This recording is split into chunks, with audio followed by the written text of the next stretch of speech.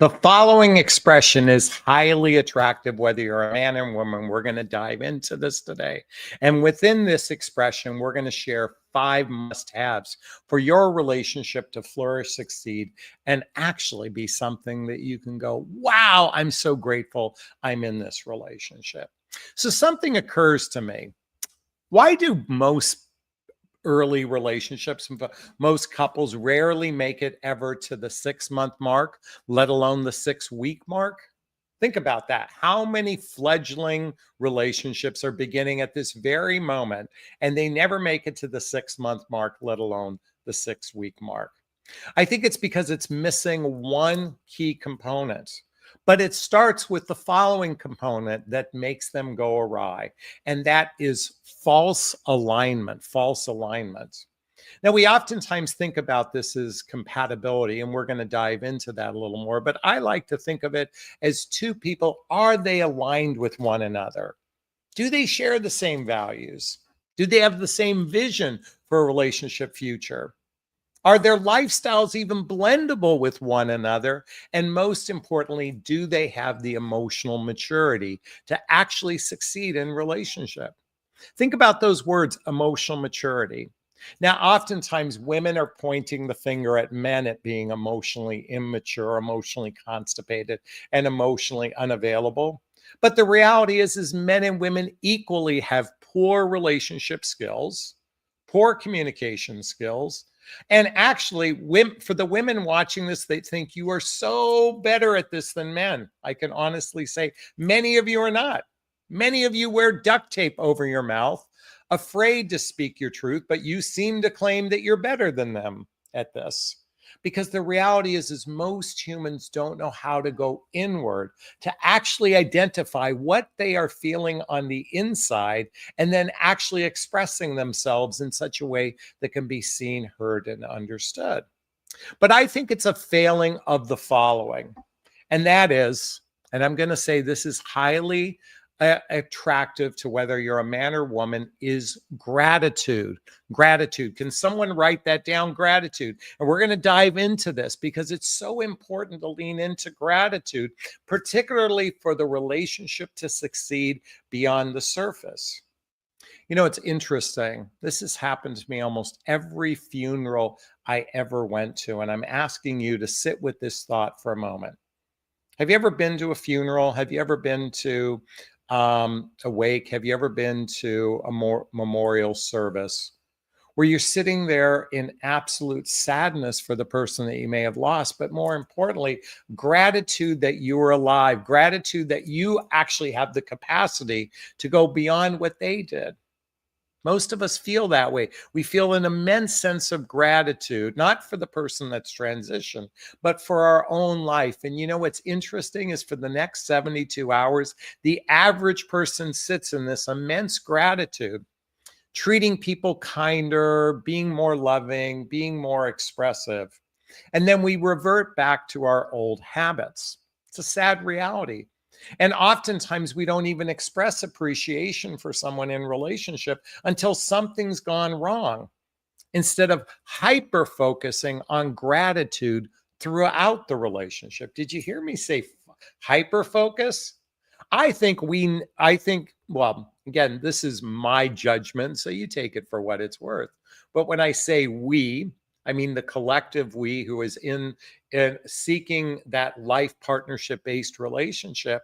I think to be intentional and to be hyper-focused on gratitude, not to necessarily be a doormat to circumstances and to sweep things under the rug, but more importantly, is to actually embody a sense of appreciation, gratitude, and gratefulness.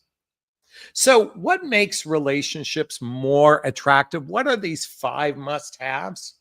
Well, I shared this earlier. I talked about false alignment because false alignment is what oftentimes gets the bus going for most relationships today. Couples today rely more on chemistry and fantasy rather than those shared values I talked about, rather than shared vision for a future, rather than really recognizing, can your life fit into my life and can my life fit into your life? But Jonathan, if we love each other, magic fairy dust will make everything work out. I hear this predominantly from women.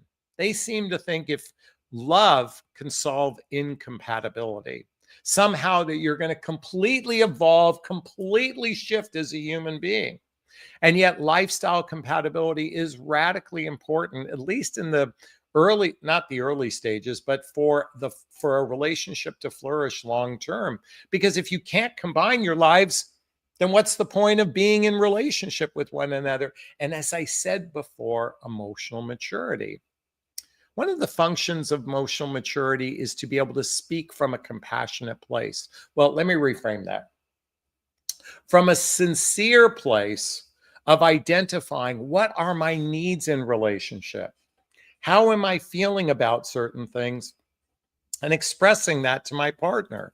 Look, I know many of you can accept a transactional relationship, particularly the old-fashioned type of transactional relationship where the man is the provider, protector, and the woman is the homemaker.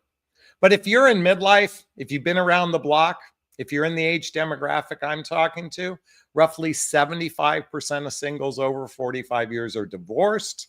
They have their own established lives, and that old paradigm doesn't work the same for those of us in midlife as it might possibly work in our 20s and 30s. And quite frankly, here in the United States, you need two incomes to survive anyway. So it's the exception, not the rule, where you get that particular dynamic. But as I said before, false alignment versus real alignment.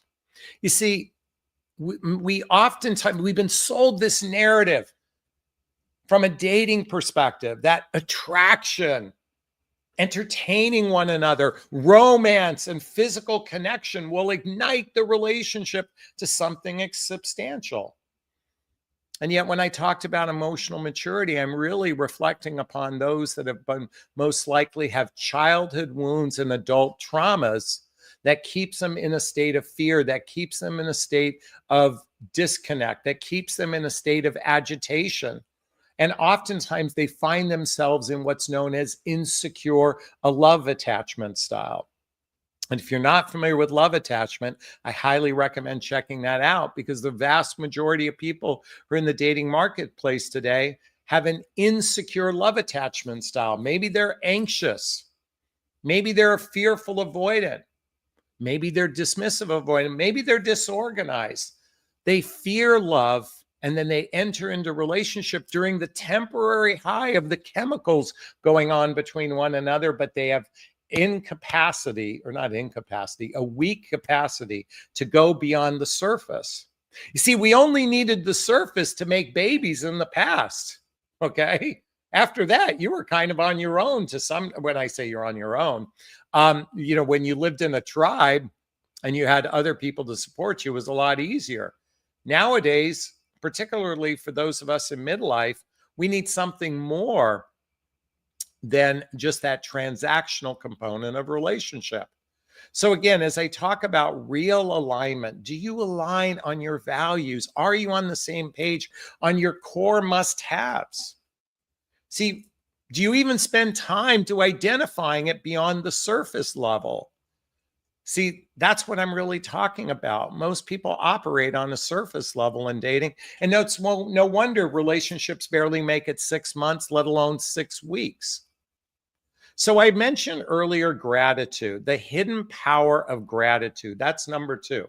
Number 1, false alignment versus real alignment. Okay, number 2, the hidden power of gratitude. Gratitude is emotional nourishment, a daily multivitamin that sustains alignment and connection.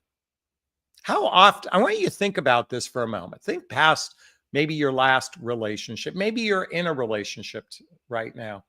How often do you say the words, I'm grateful you're in my life? How often do you say, I appreciate you? How often do you use the word gratitude? Now, this might sound like a brag, but I can promise you, I probably say it in my current relationship every time we're together, at least a dozen times throughout the day, that when we're together and even when we're apart, I express gratitude, appreciation. There is something powerful in those words when you can actually embody a feeling, an emotion of gratitude. I am grateful that this person is in my life. and by saying it out loud. I know many of the women watching this will say, but Jonathan, I feel this way, but he'll never talk. Folks, if you're not getting nitty gritty, okay, I want you to think about it this way. The person you're in relationship should feel like they're your best friend. And I would think people that are genuine good friends are grateful that you're in each other's lives. I know with my dearest, oldest friend, I've known him for 40 years. I express gratitude with him daily, not daily, but regularly. And by the way, there's a difference between saying the words thank you versus I'm grateful, I appreciate you, gratitude. Those three words have powerful magnifying powers to them, and particularly in romantic love. I think couples who express gratitude with each other multiple times throughout the day, it's like taking your vitamins in the morning, it's taking your vitamins in the afternoon, it's taking your vitamins in the evening. When you're in a state of appreciation, that is really one of the healthiest forms of love, is to be in that state of appreciation. I shared with you 5 must-haves. The third one is micro moments matter. Micro moments matter. It's not the grand gestures I'm talking about. It's saying also, and I say thank you. I appreciate, you can say thank you for listening, or I appreciate you listened to me just now. Actually acknowledge communication when two people are communicating with one another. Not only acknowledging what they say, but expressing appreciation for their effort. If couples got in the habit of doing this regularly, do you know how much that would reduce the inflammation many couples have, the friction that they have? When you're constant in a state of appreciation and gratitude. I know I'm saying constant. I know you might think, oh my God, this is so overwhelming. But think about the hundreds and hundreds of words you might communicate to your partner in any given day that you're together. And imagine, again, not saying the words thank you, although it's good to say thank you. But more importantly, I appreciate you listening. I appreciate you sharing. I appreciate you being vulnerable in those micro moments, because they matter, because it reinforces love. And it is highly attractive to men and women in relationship. Number 4, gratitude as emotional foreplay. Gratitude as emotional foreplay. Appreciation deepens safety and desire, turning everyday interactions into moments of intimacy. When couples are actually in a state of gratitude, particularly before they go into physical connection with one another, it is a powerful amplifier. It is foreplay that can turn a mediocre lovemaking session into a grand lovemaking session. Please forgive me, I'm laughing a little bit. And while you're in the throes of physical connection, by being expressive in gratitude, with a smile, with a hug, with a whisper in the ear, I am so grateful you're in my life. I can't begin to tell you how much I appreciate you. I love the way I appreciate who you are. Try that on for size. Can someone write that down? I appreciate who you are. I appreciate your being. I love your being. I love who you are. I like who you are. Try that on for size the next time you're together, instead of the performative nature that most couples operate with. How's your day going? Did you have a good day? I hope you had a good day. And lastly, with this conversation, I'm going to invite a challenge for you all. Raise your hand if you're in a relationship. Raise your hand if you're currently dating someone. Raise your hand if you have family and friends that are active in your life. My challenge for you is, for the next 7 days, make it a habit to everybody who's in your life, particularly your romantic relationship, to express gratitude 7 times a day for the next 7 days. Now, within the words gratitude, I'm talking about the expression of the words grateful, appreciation, and gratitude. Outside of thank you, Now, certainly thank you is good, but I believe the words appreciation and actually say them out loud. You can do text messaging as a little bit as well, but I want you to imagine this energy that comes from the words appreciation. It's like a powerful emotional currency that builds deposits within your relationship. And that's my invitation for everybody over the next 7 days. For those that are in your life who you care about, could be family and friends, but more importantly, if you're in a relationship, in fact, I make it a habit. I make it a habit with my partner that we make sure that we always express gratitude before we go to bed when we're together. And we actually invite each other to name 3 things we're most grateful for about each other. We do this regularly. You know what this does? This builds the deep roots of trust. This builds the foundation. So, God forbid, we have a disconnect between us at some point where there's a difference, where we're possibly on the other sides of the fence. We lean into love because we built the foundation. And that's my invitation for all of you. Can you do that? Can you accept that challenge? If you say, yes, I accept that challenge. And again, the key words: gratitude, appreciation, grateful. Intertwine that in your vocabulary beyond the thank you. And not that thank you isn't important, but I think we think of thank you almost as a benign words, not the same depth. And so I want you to practice appreciation, grateful, and gratitude in your vocabulary. Is this sinking in? Is this resonating with you? I'd like to hear if it did, if what I just shared had value. Has this expression can this expression be highly attractive when you're a man or woman? I'd like to hear about this. Post a comment below.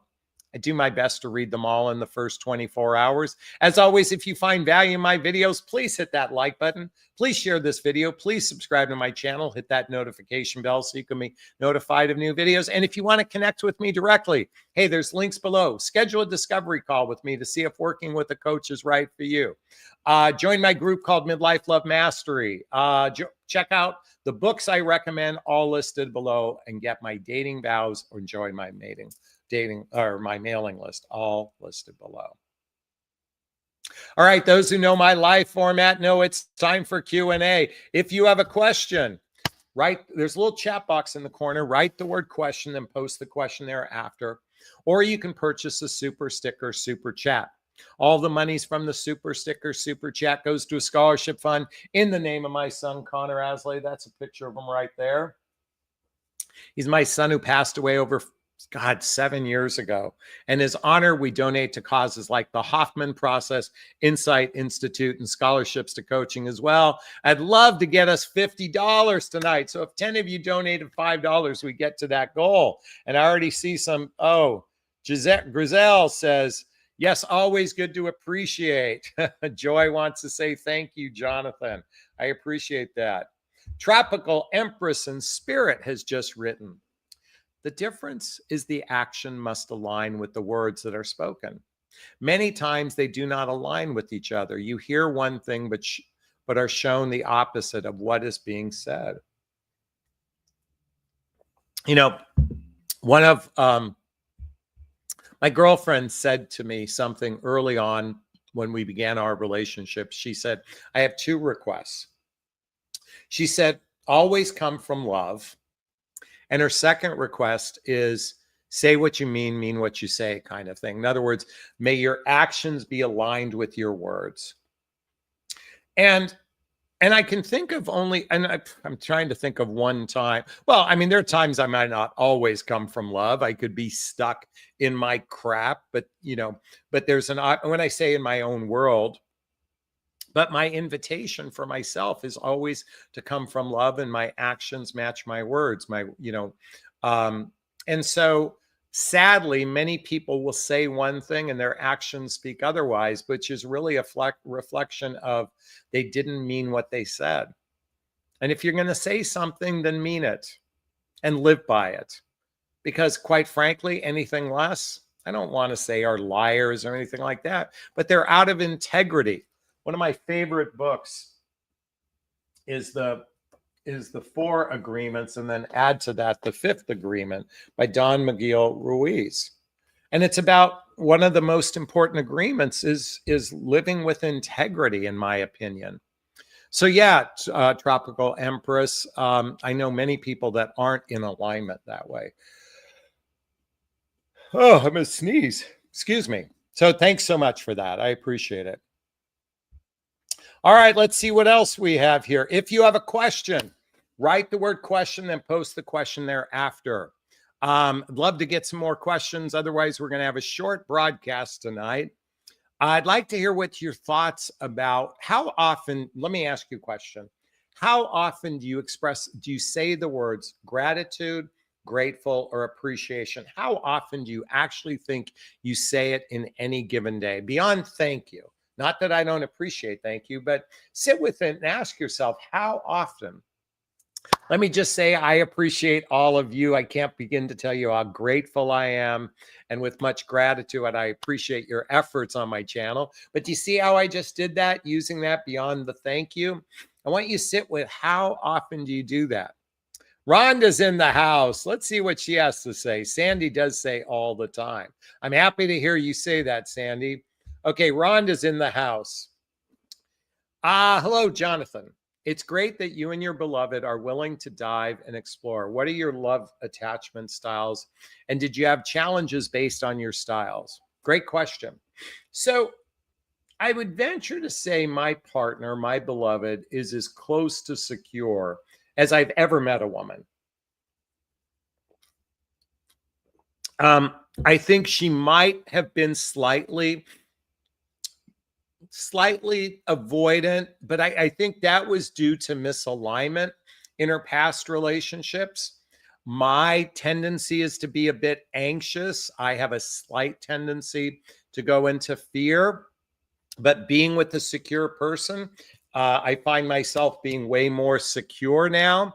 So we haven't really had an issue on fear within our relationship. I mean, a couple times a text message didn't get returned or there was a miscommunication. I mean, these are micro circumstances that can happen, I think, in relationship. But thankfully we operate. Now, to me, what's most important about the difference between anxious, the insecure and secure, is that we are clearly in the I'm fully committed in this relationship.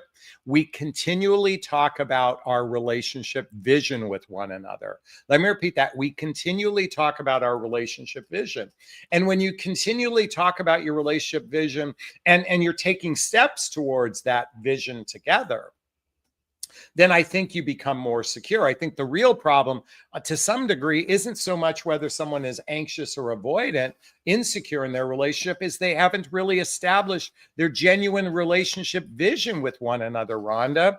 And I think that's some of the reasons why couples are struggling, because they're not on the same page. They don't articulate gratitude, appreciation. They're not in a state of genuine love with their partner. They're just experiencing companionship, connection, and sex.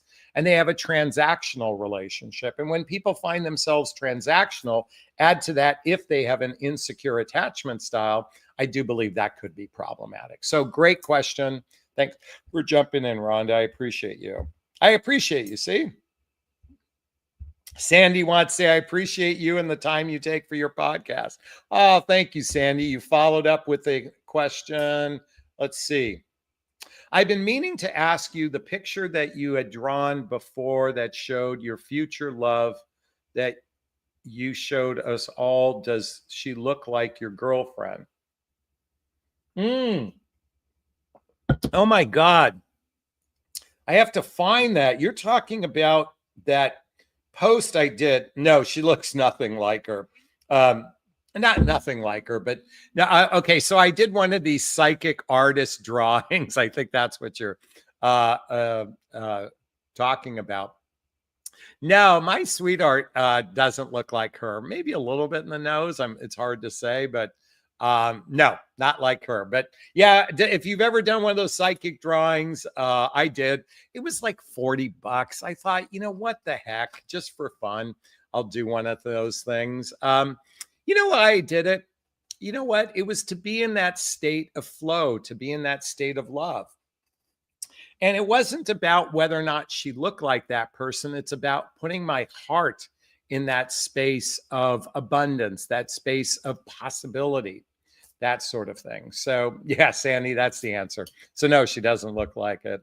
And Rhonda comes back and says, I appreciate you as well, Jonathan. I love that. I love that. Do you see the power of gratitude? The power of gratitude, the power of appreciation. I appreciate you. I imagine I'm inviting you all to incorporate that into your lexicon on a regular basis going forward. All right. If you have a question, write the word question and post the question thereafter. Or you can purchase a super sticker, super chat. All the monies from the super sticker, super chat goes to a scholarship fund in the name of my son, Connor Asley. So I'd appreciate some love.